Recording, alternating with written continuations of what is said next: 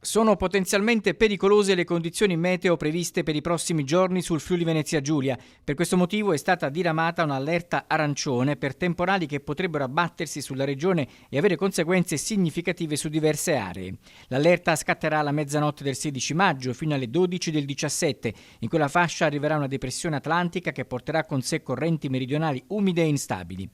Secondo il bollettino meteo diramato dalla Protezione Civile, la regione sarà interessata da piogge intense e temporali per tutta la giornata del 16 maggio. Le precipitazioni inizieranno durante la notte e proseguiranno al mattino, con particolare intensità su alcune zone specifiche come la pianura pordenonese, udinese e le prealpi carniche. In queste aree la pioggia potrebbe avere carattere stazionario e temporalesco, con fenomeni particolarmente intensi.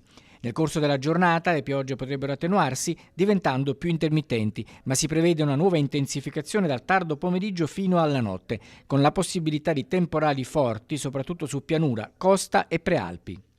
L'allerta riguarda vari livelli di criticità idrogeologica e idraulica.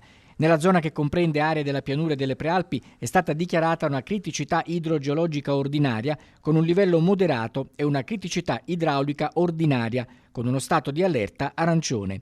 Criticità meno marcata nelle altre zone, dove tuttavia permangono i livelli di allerta sia arancione che gialla.